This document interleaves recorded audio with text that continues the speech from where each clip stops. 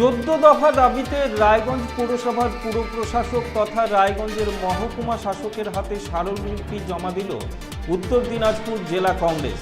উত্তর দিনাজপুর জেলা কংগ্রেস সভাপতি মোহিত সেনগুপ্ত প্রতিনিধি দলের নেতৃত্ব দেন। পুর প্রশাসক তথা রায়গঞ্জের মহকুমা শাসক জানিয়েছেন, প্রাক্তন পুরপ্রধান মোহিত সেনগুপ্তের গুরুত্বপূর্ণ মতামত তিনি পেয়েছেন। তার দেওয়া তথ্য অনুযায়ী তিনি পদক্ষেপ গ্রহণ করবেন।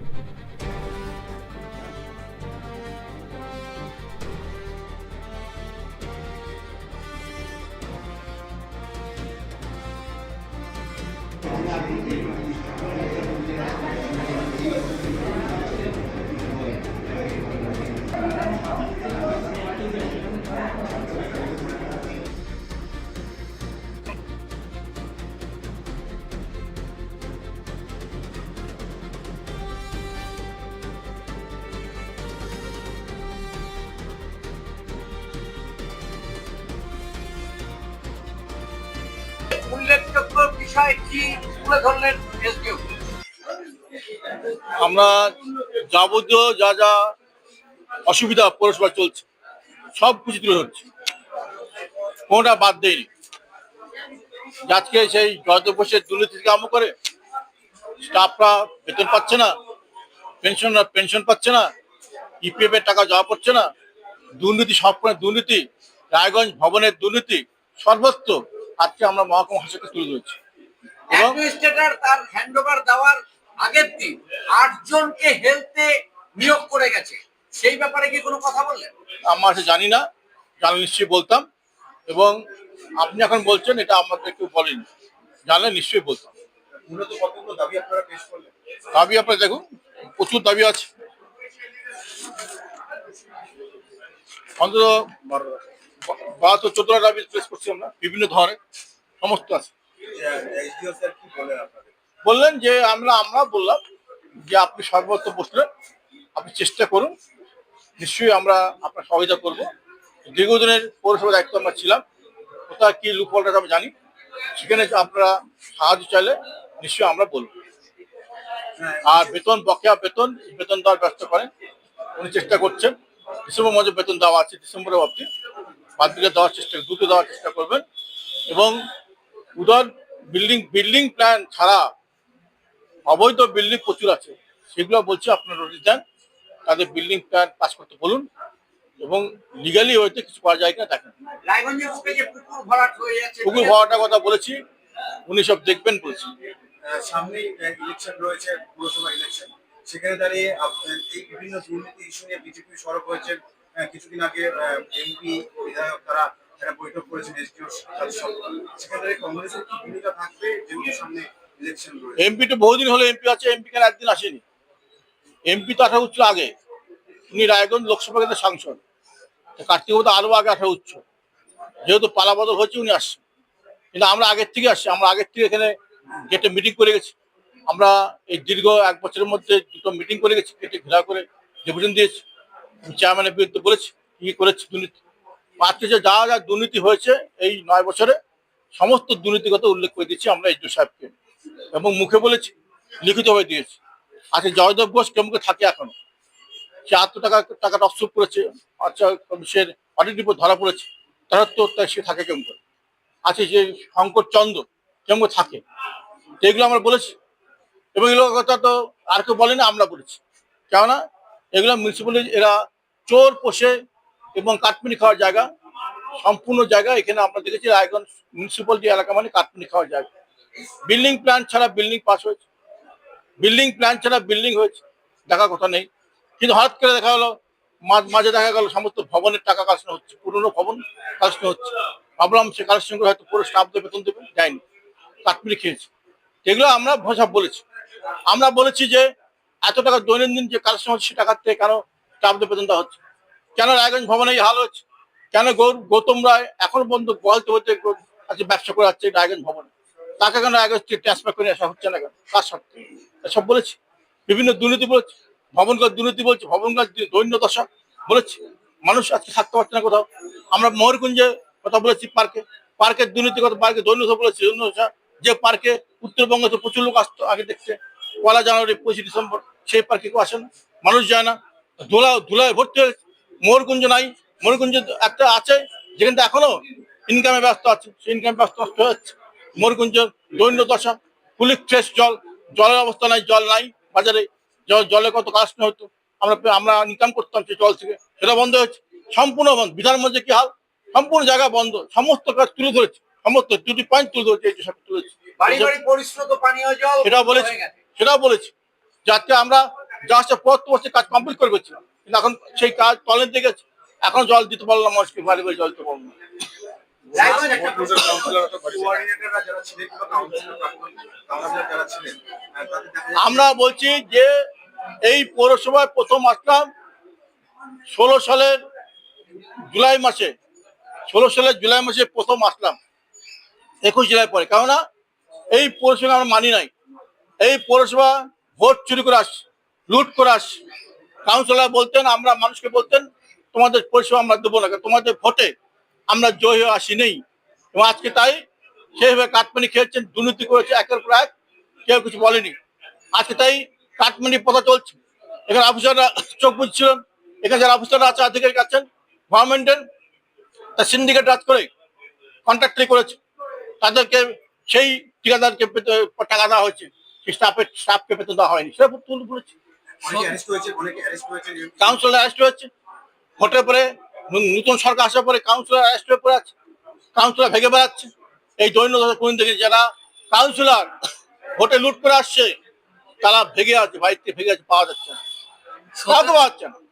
17 সালের পর থেকে আপনি এতদিন পর পৌরসভায় পা রাখলেন, এই অভিজ্ঞতাটা কেমন লাগছে? খুব বাজে অভিজ্ঞতা লাগছে, কারণ এরকম পৌরসভা আমরা দেখি নাই। এই পৌরসভা স্বচ্ছ পৌরসভা হিসেবে আমরা প্রাইজ পেয়েছিলাম। বাংলা সরকার আমাদেরকে প্রথমবার একবার সেকেন্ড করেছিল, একবার প্রথম করেছে, ফার্স্ট করেছিল। সেই পৌরসভা কি হাল, মন খুব দুঃখ লাগে, খারাপ লাগে।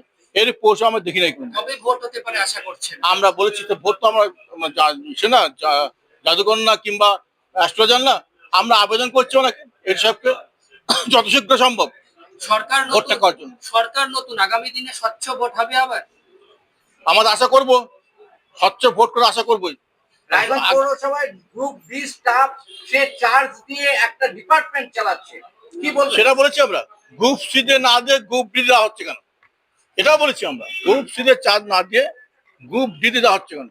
আর বিভিন্ন ক্ষেত্রে আধিকারিক নাই, সেই আধিকারিক আনার ব্যবস্থা করা হোক এবং শূন্য পদে পূর্ণ করা হোক। এবং আধিকারিকরা থাকলে, বিভিন্ন হেডরা থাকলে, তাহলে অনেক কাজ হবে, এই পৌরসভা ভালো ফসল হবে।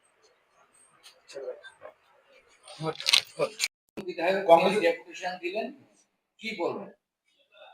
দেখুন, ওনারা বেশ কিছু গঠনমূলক পরামর্শ দিয়েছেন। মোহিতবাবু এখানে দীর্ঘদিন পুরনো রাজনীতিক এবং দীর্ঘদিন এখানকার প্রশাসক ছিলেন, তো বেশ কিছু গঠনমূলক সাজেশন উনি দিয়েছেন। সে পুকুর ভরাট থেকেই হোক, কিভাবে আয় বাড়ানো হোক, তো অ্যাকসেপ্টেড। অবশ্যই যে কোনো পৌরসভা চালাতে গেলে যে ভালো যদি কোনো পরামর্শ থাকে অবশ্যই ওয়েলকাম। তো আমরা চেষ্টা করব যেগুলো প্রবলেম গুলো আছে, এই ধরনের গঠনমূলক কিছু পরামর্শ থাকলে আমরা নিয়ে কাজ করতে চেষ্টা করব। বাইরে স্যার বিরোধীরা একটা চর্চা করছে যে একটা সময় যখন এই পৌরসভায় হ্যান্ডওভার নিয়েছিলেন সন্দীপ বিশ্বাস, তখন 9 ঘন্টা থেকে 10 ঘন্টা সময় লেগেছিল। আজকে আপনি হ্যান্ডওভার নিলেন, 8 ঘন্টার মধ্যেই হ্যান্ডওভার নিয়ে নিলেন। এটাই তাদের কাছে একটা বিস্ময় যে এত ঘাপলা, এত কোটি কোটি টাকা তছরূপ 8 ঘন্টার মধ্যে কিভাবে সলভ হবে। অ্যাকচুয়ালি আমাদের এখানে যেহেতু অর্থনৈতিকভাবে মানে অর্থের ব্যাপারটা মেন, যেটা আপনারা বলছেন, সেটা যেহেতু ফিনান্স অফিসার দেখেন, তো finance officer to finance officer এই হাত বদলটা হয়। তো এটা সব জায়গাতেই এরকমই হয়ে থাকে। একজন জেলা শাসকও যখন চার্জ নেয়, একটা কাগজের উপর বেস করে তার চার্জ নেয়। তার মানে এমন নয় যে প্রত্যেকটা দপ্তর ইন্ডিভিজুয়ালি আলাদা আলাদা ভাবে হয়। হয়েছে সেটাই, আমরা যেটা দেখে নিয়েছিলাম সেদিন, অ্যাকচুয়ালি ক্যাশ ব্যালেন্স কত আছে, ট্রেজারিতে কত আছে, যেটুকু দেখে নেওয়ার সেটুকু দেখে নিয়ে চার্জ নিয়েছে। অ্যাডমিনিস্ট্রেটর চার্জ দেওয়ার আগের দিন 8 জনকে স্বাস্থ্য দপ্তরে, হেলথ ডিপার্টমেন্টে অ্যাপয়েন্টমেন্ট দিয়ে গেছে। এই ব্যাপারে কি আপনি কোনো অবগত আছেন? না, জানি, খোঁজ নিয়ে দেখতে হবে। জয়দেব দাসের ব্যাপারে কি সিদ্ধান্ত নিলেন? জয়দেব দাসের ব্যাপারে কোনো সিদ্ধান্ত এই মুহূর্তে নেওয়া হয়নি। ব্যাপারটা নজরে এসছে আমার, তো পুরোনো পেপারস গুলো, একটু ফাইল পত্রগুলো আনিয়ে নিচ্ছি, আনিয়ে নিয়ে এর ব্যাপারে বিশদ আলোচনা করে সিদ্ধান্ত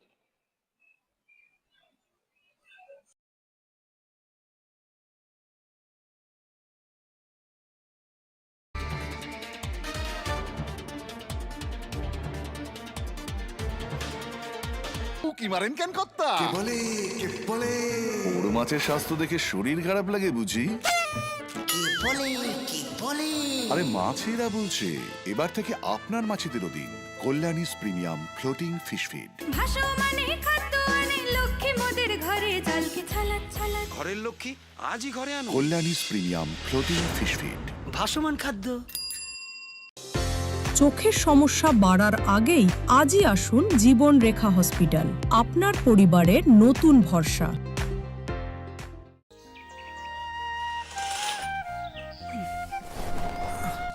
হ্যাঁ রে, তুই নিজেকে কি সুন্দর ফিট রাখিস, তোর বরকে রাখতে পারিস না? তোর দাদা জেনেছে nature pure rice bran oil দিয়ে রান্না করলে শরীর এমনি সুস্থ থাকে। হ্যাঁ সে তো ঠিকই, শরীর চর্চার পাশাপাশি ভালো তেল দিয়ে রান্না করাটাও জরুরি, আর সেই জন্যই আমার একমাত্র choice nature pure rice bran oil.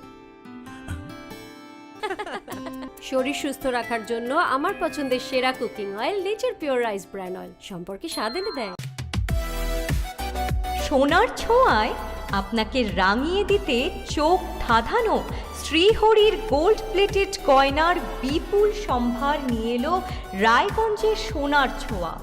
বিয়ে হোক কিংবা উৎসব অনুষ্ঠান, সোনালি মানতাসা, টাইচেন, সীতাহার, চূড়, চোকার, এমনকি মঙ্গলসূত্রে নিজেকে সাজিয়ে তুলতে আজই আসুন রায়গঞ্জের একমাত্র শ্রীহরির এক্সক্লুসিভ শোরুম সোনার ছোঁয়ায়। সঙ্গে থাকছে আকর্ষণীয় ছাড়। আমাদের ঠিকানা কলেজপাড়া বাজার, বিশ্ববিদ্যালয় মোড়, রায়গঞ্জ, উত্তর দিনাজপুর।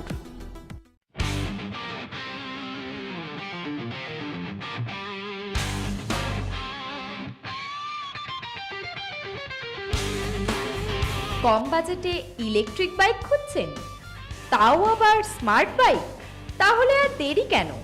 আকর্ষণীয় ছাড়ে আপনার নাগালের মধ্যে দুর্দান্ত অফারে হাই কোয়ালিটির স্মার্ট ই বাইক পেতে আজই চলে আসুন রায়গঞ্জের গ্লোবাল সিটিতে। বিভিন্ন নামী কোম্পানি ইলেকট্রিক মোটর বাইকের বিপুল সম্ভার রয়েছে আমাদের কাছে, সেই সঙ্গে সার্ভিসও পাবেন একেবারে হাতের কাছেই। তাছাড়া একই ছাদের নিচে সুদৃশ্য হোটেল, রেস্টুরেন্ট, এমনকি অনুষ্ঠান ভবনও থাকছে। তাই আজই আসুন গ্লোবাল সিটিতে। আমাদের ঠিকানা 12 নম্বর জাতীয় সড়কের ফ্লাইওভারের পাশে, রূপাহার, রায়গঞ্জ, উত্তর দিনাজপুর।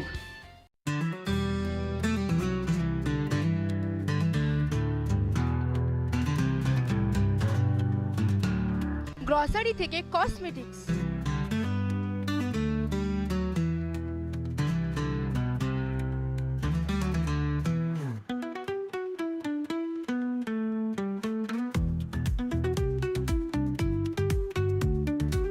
আপনার যে কোনো প্রয়োজনীয় জিনিস পেয়ে যাবেন একই ছাদের তলায়।